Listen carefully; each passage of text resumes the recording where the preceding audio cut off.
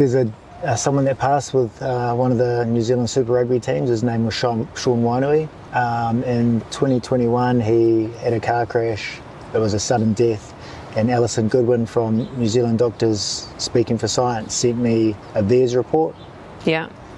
That stated a 25-year-old male, after training, had a car crash and experienced sudden death. The thing that it says in the VAERS report is he was recently vaccinated 5 days prior.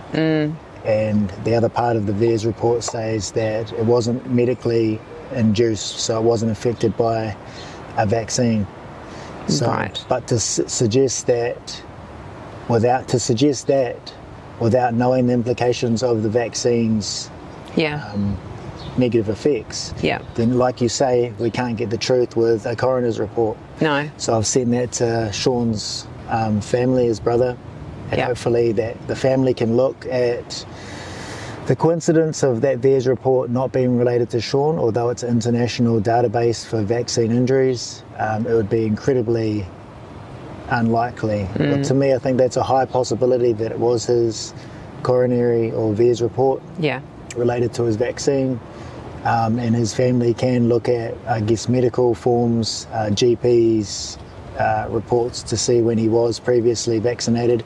If that was him that was vaccinated 5 days prior, then that VAERS report is related to him. Yeah. And then we can see accurately if his passing was potentially caused by the vaccine. Yeah. And even to say that, the date and times of a lot of our vaccinations aren't accurate. So What do you mean by that? I've had 3 vaccines. Yeah. One of them wasn't even in the database. I've had 3 vaccines. Yeah. One of them wasn't even in the database. Oh. So I don't think they were recorded accurately.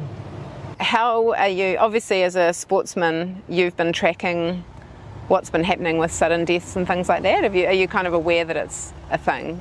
Yeah, what really shocked me is that another professional rugby player, Connor Garden-Bachop, he didn't wake up from his sleep 2 weeks after I think it was around July 18th last year.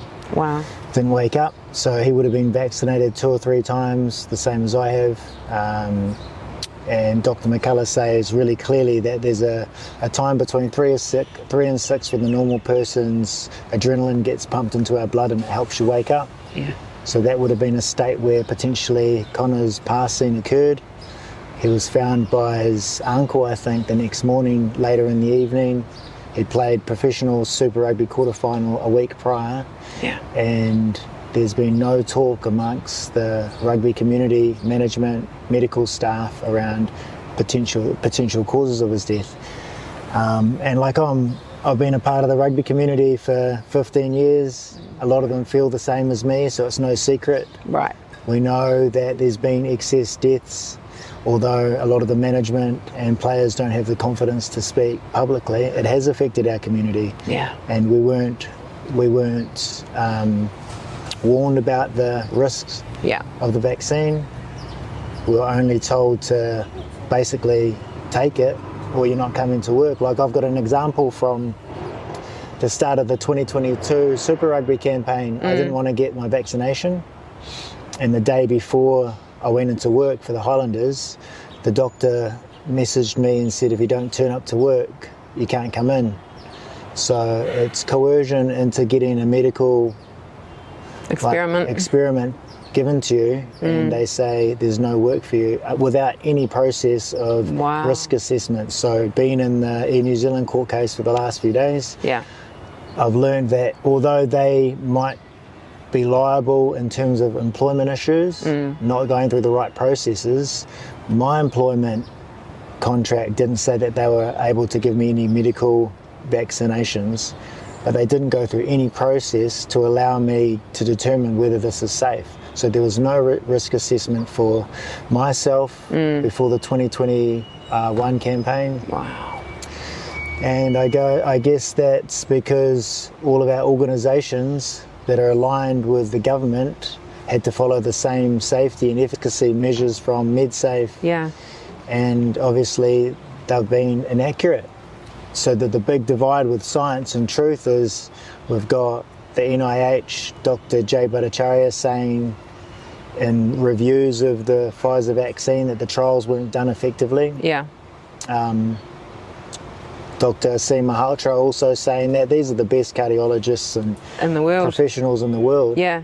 They're saying that there was inaccurate trials, the efficacy were nothing like they were said, it's caused serious danger and death, Yeah. and our government and medical staff are ignoring it, pretending we have better data. Yeah. So, like you said at the start, the Air New Zealand case will be the start of something really big. Yeah. And hopefully we can come together as a community. Like, I really hope that the New Zealand rugby community, Connor's family and Sean's family can see that, like, I knew both those players. I coached Connor, I played with Sean. I wouldn't sit here and pretend and say something that was misleading unless I really truly believed it.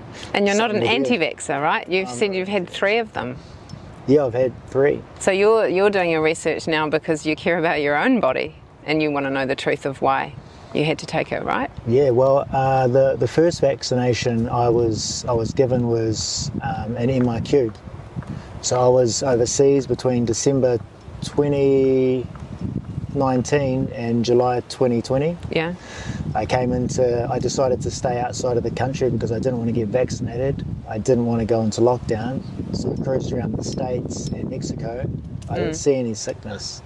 And I seen people that had the virus and they weren't dying. dropping on the ground. There wasn't field hospitals full of people, right? Not at all. I remember when that happened in New York and Central Park, and they actually had footage that it was empty inside.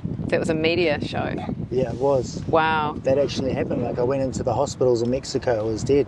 No one around. No one was there. Yeah, It wasn't, people weren't dead everywhere. No. There was nobody in the hospital. that's right. And then my experience in MIQ was, I did my 13 days of 14. I got a text message the moment before we were gonna, the day before we were gonna leave MIQ.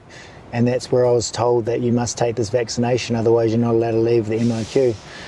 And Jacinda's actually on TV saying that, saying, oh, well, they'll just have to stay in there longer. Like, basically, you're in purgatory until you obeyed. Exactly. Wow, so you were stuck in all that. I was treated like a criminal because Yes. I didn't want to get vaccinated with an untested vaccine that wasn't proven. So that was your first one. That was my first. So you had to take one to get out. I had to take one to get out. Like, Oh, my imagine, goodness. they didn't say. I had an argument with 2 nurses and the security guard, and there was no option.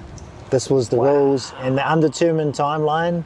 How long was I going to have to stay in there? That's what I couldn't bear, so I thought I'd just take it. I didn't actually think at the time that it was dangerous as it is. Yeah, it was as more I just the realised. point of being told that you have to.